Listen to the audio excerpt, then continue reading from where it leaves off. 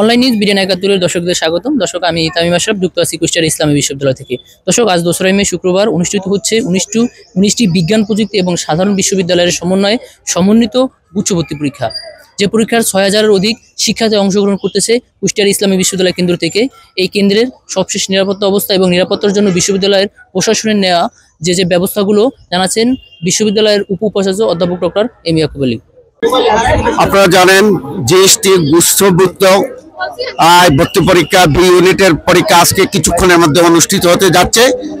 সেখানে আমাদের ইসলামী বিশ্ববিদ্যালয় কুষ্টিয়া বাংলাদেশে কেন্দ্র হলো কেন্দ্রে প্রায় ৬,০০০-এর মতো আজকে প্রার্থী রয়েছে। তারা ভর্তি যুদ্ধে অবতীর্ণ হবে। ইতিমধ্যে মাননীয় ভাইস চ্যান্সেলরের পক্ষ থেকে এবং প্রশাসনের পক্ষ থেকে কঠোর নিরাপত্তা ব্যবস্থা গ্রহণ করেছে। আপনারা জানেন আমাদের প্রক্রিয়াল বডি আছে, তারপরে বিএনসিসি আছে, পুলিশ আছে, আনসার আছে এবং দুই ডিস্ট্রিক্টের ঝিনাইদহ এবং কুষ্টিয়ার নিরাপত্তা কর্মীরা আছেন।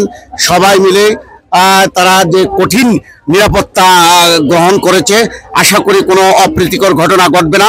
তার আগে একটি পরীক্ষা হয়েছিল, আজকে বি ইউনিটের পরীক্ষা খুব সুষ্ঠুভাবে হবে।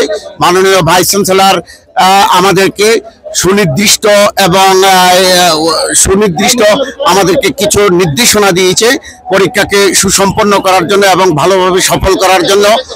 আমি আশা করি আজকে কিছুক্ষণের মধ্যে, তার মানে সকাল 11টায় পরীক্ষা শুরু হবে এবং 12টায় পরীক্ষা শেষ হয়ে যাবে।